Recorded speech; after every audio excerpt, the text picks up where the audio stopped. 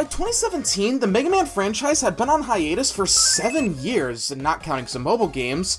There were no new Mega Man titles since Keiji Inafune's departure from Capcom, and any games that were in development were axed. There were some attempts by others to fill the void, but nothing that ever truly caught the same type of attention as the Blue Bomber.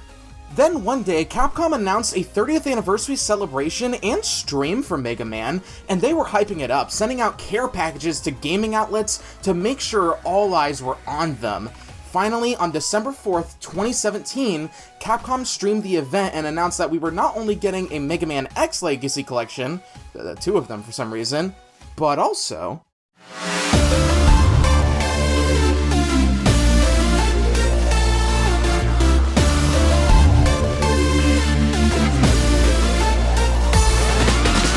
I remember watching this live and trying so hard to contain myself. They did it! They actually made a new Mega Man game!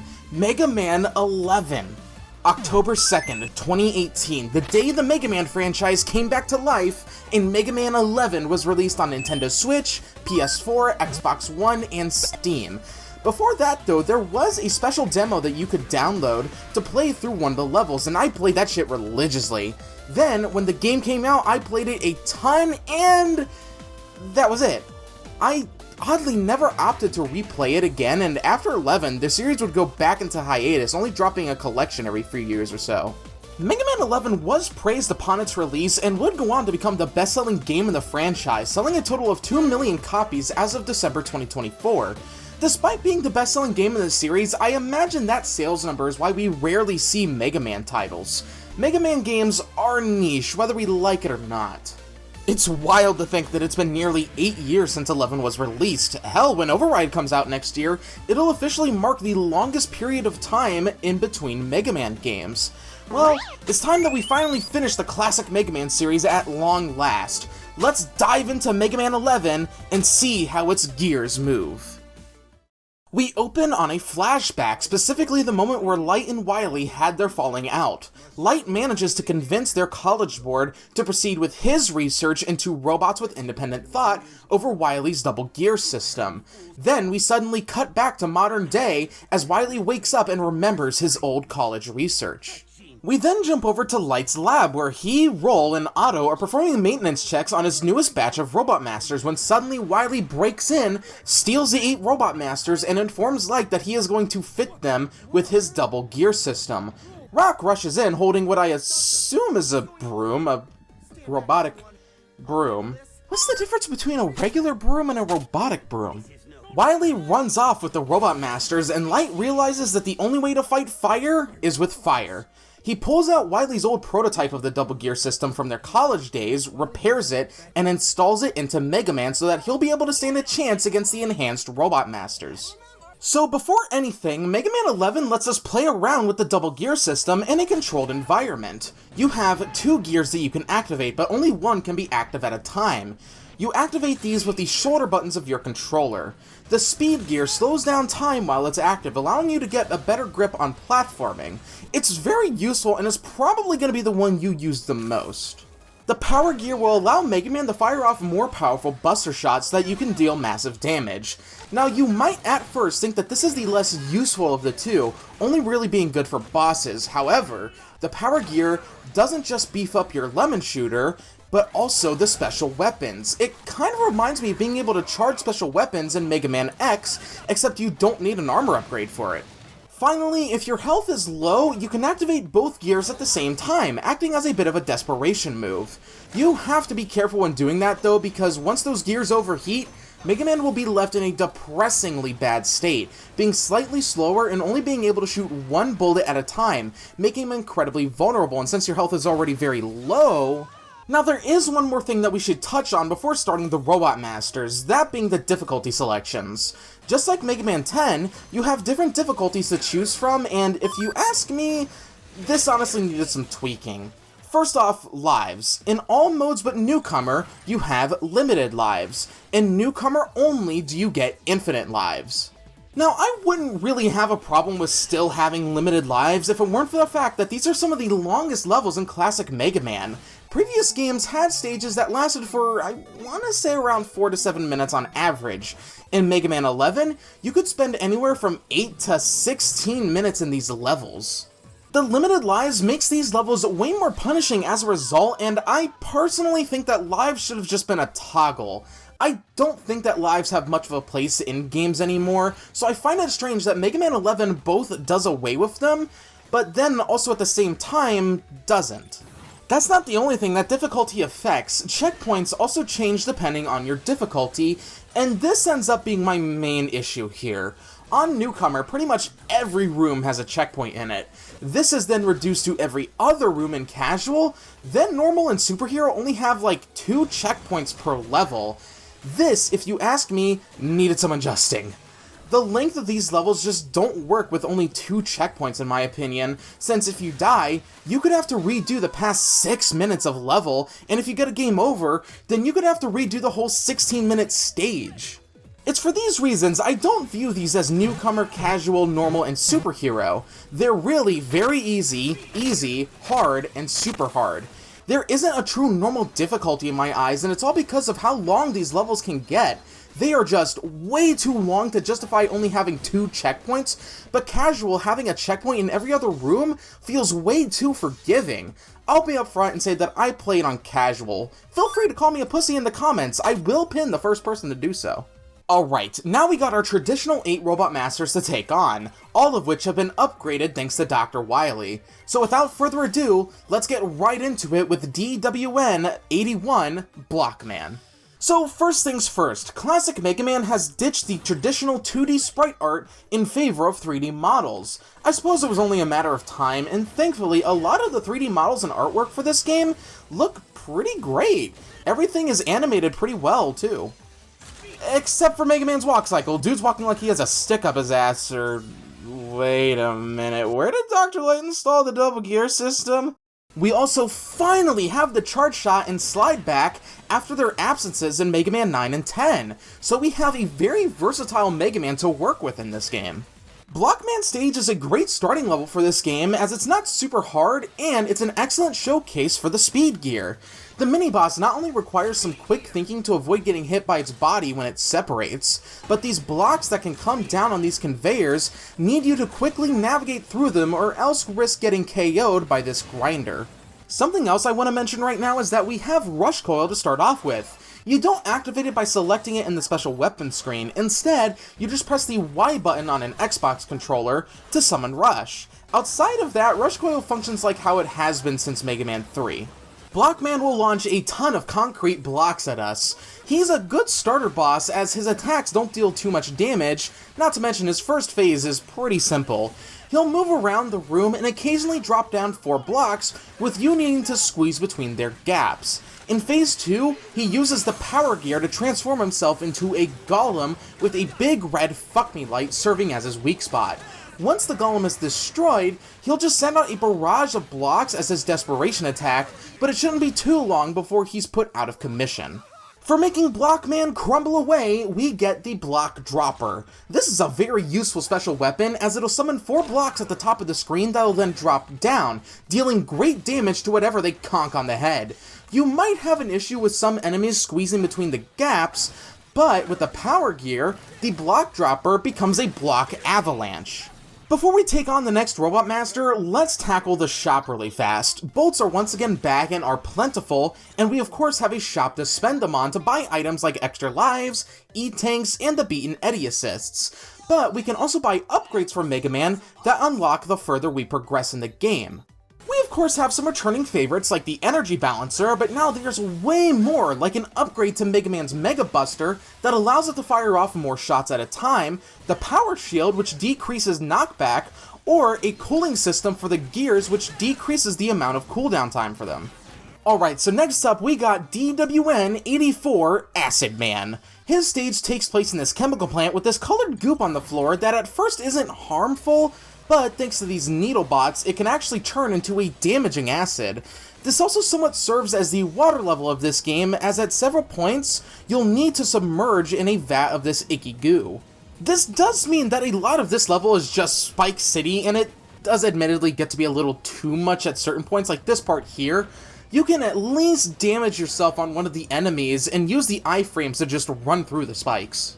The mini-boss here is strange. It'll make these sweeping motions as it moves around, and eventually it'll shoot out these little guys and spin, creating a vortex in the water. After that is a lot of spikes mixed in with precision platforming, and feel free to use the speed gear as much as you need to here, it's very helpful. Acid Man will lob globs of acidic liquid at us. He's a slippery little bastard as he loves to move around really fast while launching acid at us. He can also form an acid shield to protect himself, but the block dropper eviscerates it and his health. Eventually, he'll activate his speed gear and swim through the acid below the arena, swim to one side, jump out, and launch a barrage of acid globs. He'll keep doing this until we turn his acid into something that isn't acidic. For properly disposing of Acid Man while following Hazmat guidelines, we obtain his Acid Barrier. This is a fantastic shield weapon rivaling the likes of Jewel Satellite. You'll be surrounded by a glob of acid which will tank any attacks that it gets hit with. It doesn't protect you from touch damage from enemies though, but you can fire globs from your buster as a means of attack.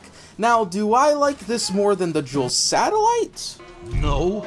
Now we must make our way to DWN 87 Impact Man. His stage feels very similar to Gutsman's level from Mega Man 1. We got these pickaxe throwing guys, the whole level's construction themed, and we have these moving platforms, except these ones don't drop you down at the speed of light.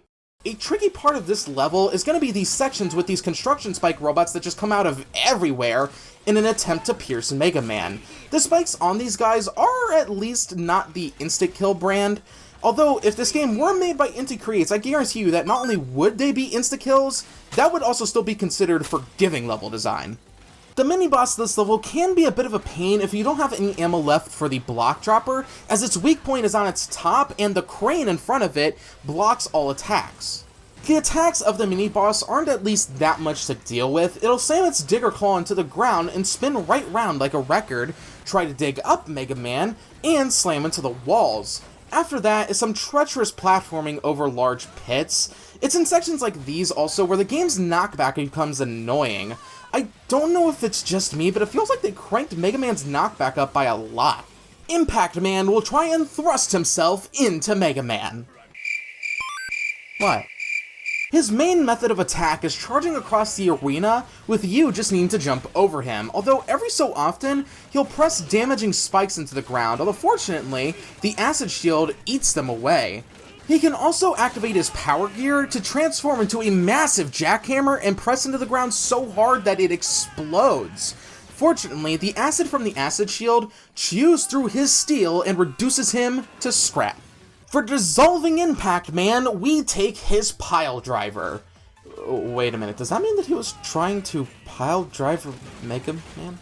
Anywho, this weapon allows Mega Man to charge forward and deal massive damage to anything that the spike comes into contact with. You know, while we're here, I want to say something that's really cool is that you get to test out the special weapons in a controlled environment after getting them. We can all agree that this has to be a mandatory feature in future Mega Man games, yeah? Now it's time for DWN 88 Bounce Man. Bouncing on your boy's dick. This, I want to say, is the longest stage in the game, so strap in. The main gimmick of this stage is the bouncy balls that just either work for you, or just... You also got these hands that will just slap Mega Man across great distances. You know, with the way that this stage is set up, kind of like a children's play place, it kind of reminds me a lot of both Clown Man's level from Mega Man 8 and Magic Man's from Mega Man and Bass. And you know what, while I'm at it, I'm shocked that Capcom had the foresight to not call him Ball Man, because if they did, then by God, the field day that the internet would have had with that. The mini-boss is this inflatable frog that isn't too hard to fight, but you do have to fight it twice. The latter portion of this level is very nerve-wracking thanks to bouncy platforming over bottomless pits. Not to mention these assholes who just like to come out and just... You know, this is a very scary level to do with only one extra life, and hey, you give me that back, you... Oh, that little evil Eddie, taking shit that's rightfully mine. Bounce Man is certainly the fight of all time, so pro tip, the pile driver just fucks him. I need to stop saying words like that near pile driver. The pile driver causes Bounce Man's body parts to separate and bounce all around the boss room. He can try to activate the speed gear, but the pile driver deals so much damage to him that you could just finish him off before he reaches his climax.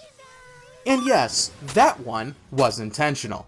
For popping Bounce Man, we steal his bounce ball. This allows Mega Man to shoot out 3 bouncy balls like a shotgun, which will then bounce all around for a few seconds. You can even angle the weapon up or down, and with the power gear, you can increase the amount of balls you shoot out. Honestly, this is a really fun weapon to play with, especially when powered up. Mega Man returns home for a moment and has a conversation with Dr. Light, who expresses regret for what he did to Dr. Wily all those years ago, seeing how Mega Man has now become the result of both of their creations. He wonders if things could have possibly been different. Too bad you fucked his mental state, Light. We also get Rush Jet at this point, which functions like how it's been since Mega Man 4 and onward, where it got nerfed to hell.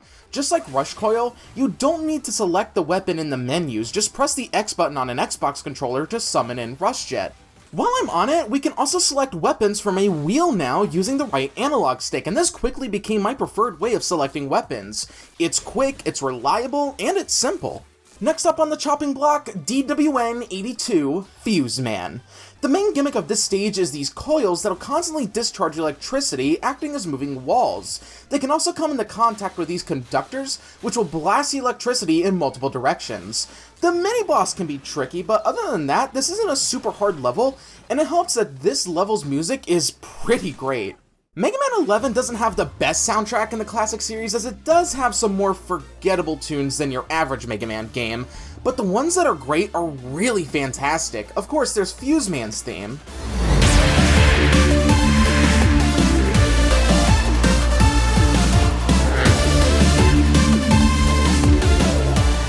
Blockman's theme starts off kind of meh, but afterwards, when it really gets going,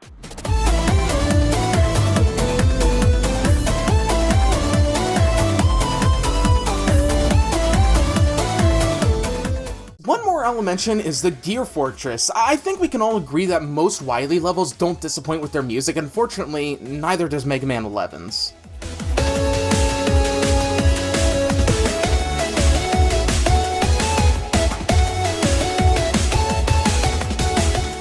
Fuse Man drops in, ready to amp it up a notch. Being electricity themed, Fuse Man moves around really fast, almost like he's teleporting.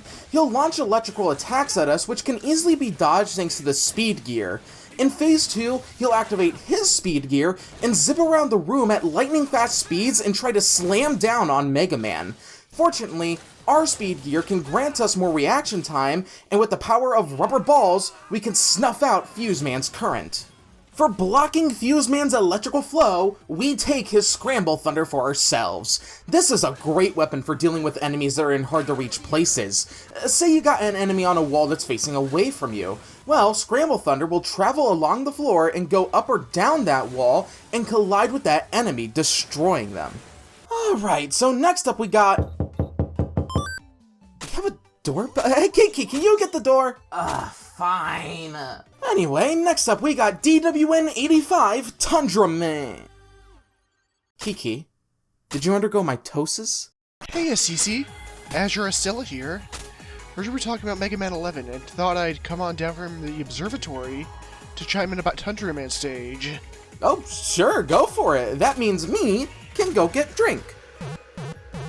Tundra Man stage is difficult, and yet I found myself loving going through it again. It's as slippery as you'd expect an ice stage to be, but the ice factors into Mega Man's momentum when he jumps. Eventually you'll have to pair these jumps with cold Arctic wind, pushing Mega Man forward.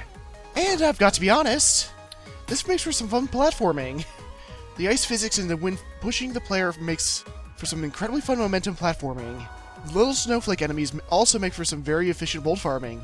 When I ended the stage for the first time, I came away with 1,000+ bolts, not counting what I found in the stage itself. The mid-boss, the Mecha Mammoth, continues using these blizzard mechanics, and if you know how they work by now, it won't be too difficult. Now, the section following this mid-boss is set inside a museum, and it also makes for a very unique backdrop within the game itself. The final section of this stage is a platforming section across a series of glaciers. It reminds me of the end of Frostman stage in Mega Man 8, however unlike that nightmare, which I admittedly enjoy in an ironic way. you have a fair bit more control thanks to the speed gear allowing for better reaction time. This section can be intimidating, but as long as you are careful with your jumps, it is extremely manageable. At the end of the stage, we face Tundra Man, a Dr. Cossack-designed Robot Master with some really cool and graceful moves. The T-Rex in the background is nice too. Hey, wait a minute! Did he take that from Freeze Man? Anyway, for a number of his attacks, he'll be invincible. So just let him skate across the ground and fry circuits with a Scramble Thunder when he comes to a stop. For defrosting Tundra Man, you'll get the Tundra Storm, an area of effect frost tornado that can be expanded full screen with the Power Gear. So, that just about wraps up Tundra Man, probably my favorite Robot Master stage in the game. Anyway, my name is Azura Stella. I'm a Kitsune Magus Knight VTuber who plays a lot of indie games and retro hidden gems and forgotten gems over on Twitch TV. Thank you all for having me, and may the stars guide you. Peace! Yeah! I gotta say, it's actually really cool meeting another Kitsune. Of course, the world needs more cute fox girls. Yeah! Hey guys, why can't I find my... There's 2 of them?! Oh! Alright, it's time for DWN86 Torchman, not to be confused with the Torchman from the Mega Man DOS games. Torchman's level was the stage that I was dreading replaying the most. This level has a lot of tight platforming over bottomless pits, not to mention, in some parts of the level, if you destroy these owl lanterns, then the whole screen goes dark, making platforming more difficult.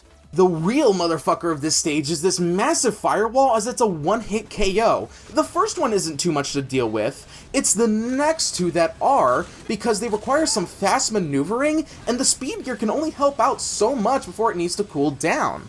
The level's mini-boss isn't even that much of a pain to deal with, thanks to the fact that Tundra Storm just obliterates it. At the very least, this is one of the shorter levels in the game, so dying and getting sent back isn't too troublesome. Torchman will do his best to imitate Fireman from Mega Man 1. I mean, seriously, look at that attack pattern. It's just Fireman if he weren't on cocaine. He'll launch these flaming fists a few times before jumping into the air and slamming down in a fiery acute angle. He can also just bitch kick you if you're too close to him, so that's neat. At half health, he'll activate his power gear and begin dishing out flame wheels. Then he'll jump high into the air and slam down, expelling all of his flame. Thankfully, the Tundra Storm can put a damper on his flames, especially the powered-up screen nuke variant of it. For cooling down Torchman, we get his copy of the movie Blazing Saddles, an old western movie about a black man becoming the sheriff of a racist white town, starring Gene Wilder as Billy the Kid. I read that wrong. Blazing Torch will launch a fireball above Mega Man, which will then fall down at a 45-degree angle. The Power Gear variant of this weapon will cause the fireball to split into 3 that shoot in different angles. It kind of reminds me of Incineroar's recovery in Smash Bros, and just like his recovery in Smash Bros, I don't like this weapon all that much due to the angle part of the attack. At last, we have our final Robot Master, DWN83 Blast Man. I love how Blast Man's stage seems to take place in a destroyed theme park that was made for him, if the fact that his face and name are plastered all over the background is anything to go by. There are a lot of exploding objects in this level, like these boxes that will detonate if you cross this sensor, not to mention these little guys that will try to homing kick you, but if you attack them, they just... The mini-boss of this stage can take a long time, as you need to defeat both roller coaster cars to progress. They'll drop down the exploding kids as they go over you, and they can slam into each other in an attempt to catch you in between them. You know, this is some Final Destination type shit. The last stretch of this level isn't too bad, just more of what was in the first part of the level, with it being more challenging than it was previously. Blast Man will do everything in his power to blow us away. Unfortunately for him, he is incredibly frail. He'll launch a barrage of bombs, which can actually be destroyed before they hit the ground. He'll also shoot out these stationary timed explosives, which we can either avoid or destroy. Now here's the thing, the Blazing Torch turns his health bar into thin air in a matter of seconds. Seriously, it's entirely possible to kill him before he can get into phase 2 and activate his power gear to make bigger bombs. For detonating Blast Man, we take the Chain Blast. This will allow us to launch these sticky bombs that will attach to whatever they come into contact with, and within a few seconds, they'll detonate. If you get multiple connected together, then it'll increase the intensity of the explosion.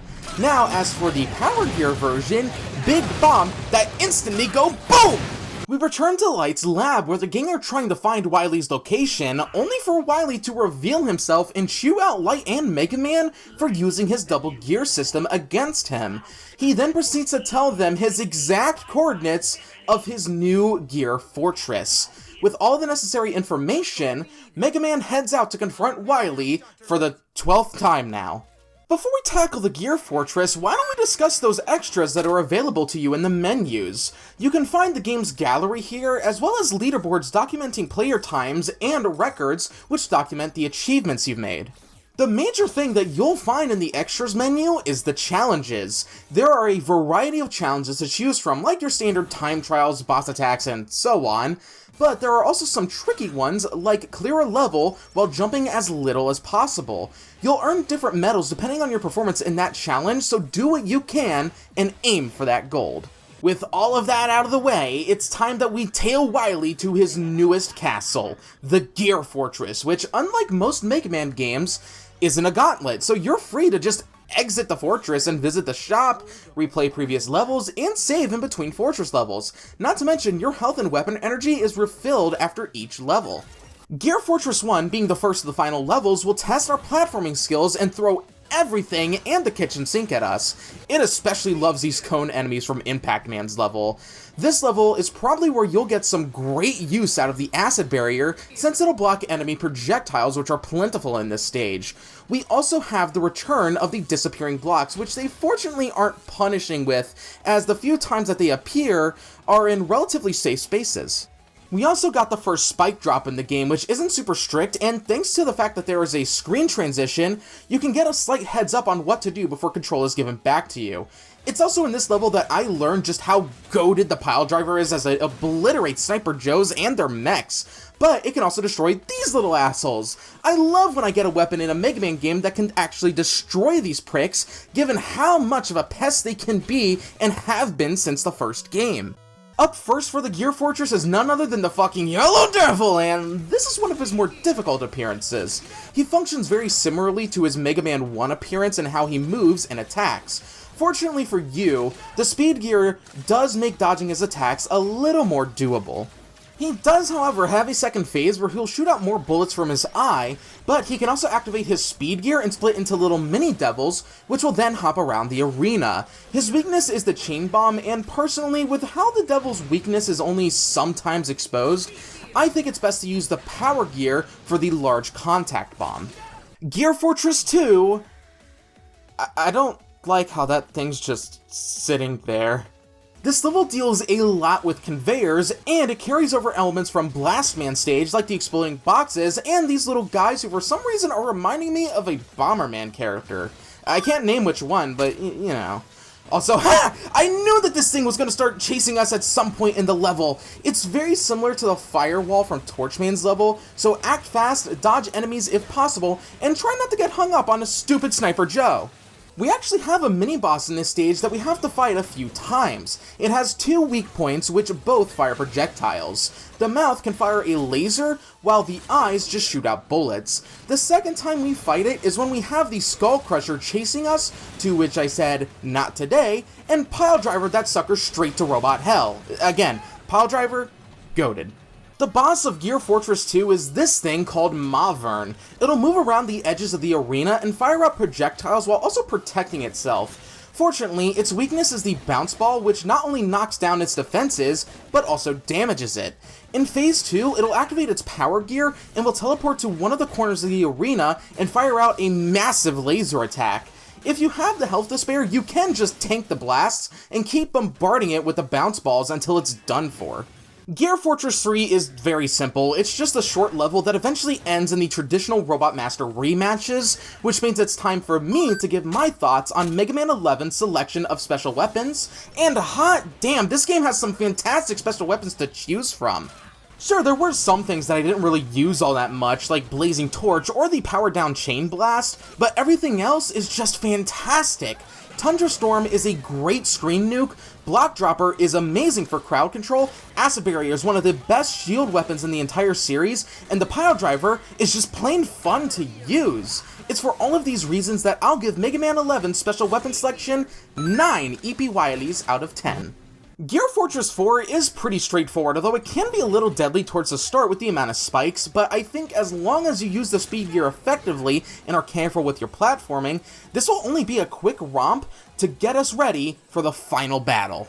Wily calls Mega Man out, saying that he wouldn't have reached him if it weren't for his double gear system. Then Wily descends in his new Wily Machine 11. It takes the form of a drone and will launch missiles that we need to hop on in order to shoot the face of the machine. Once its health is halfway depleted, Wily will whip out this set of gears and use them on the floor to begin pulling it towards the machine, so standing idle on the ground isn't an option anymore. He can also now shoot out this spiraling orb of doom to make things just that little bit more difficult for us. When the machine is defeated, Wily will emerge in Wily Machine 11 version 2, this gear capsule which he can use to launch damaging gears at us while moving around the arena. At the halfway point, Wily will activate the speed gear, making hitting him more tricky, but he can also activate a power gear to form gear hammers, which are also tricky to avoid. He's weak to the Scramble Thunder, which should take him down, but before he gives up, Wily activates both gears in desperation and will charge at Mega Man with the gear hammers. It's difficult to hit him at this point, but it's only a matter of time before Wily Machine 11 V2 is destroyed. In one final act of desperation, Wily activates his speed gear and pleads for forgiveness. I mean, what did you expect? However, in a shock, Dr. Light shows up and pleads for Wily to stop this madness. He points out how Mega Man has become the result of both of their visions from their college days, and believes that if they could work together again, they could achieve truly great things, but alas, Wily is having none of it and escapes as the fortress begins to collapse. After all is said and done, we return to Light's lab, where Light has removed the double gear system from Mega Man and installed it inside of Otto, and is having him repair the Robot Masters. With all of that, we can end our journey through Mega Man 11. For what has been for a good while now the final Mega Man game, I think I can safely say that Mega Man 11 is a rock-solid game. Sure, there are some issues I have with it, like how the difficulties are balanced, and some of the levels can run on a little too long for my liking, but overall, I enjoyed my time revisiting this game for this video. The levels in this game are still fun to play through regardless of their length, the special weapons are fantastic, Mega Man is a joy to control, everything just feels right for the most part. It's a shame that this didn't result in more Mega Man games being made, because I think 11 was proof that Capcom could make a damn good Mega Man title without the involvement of Inafune or Inti Creates.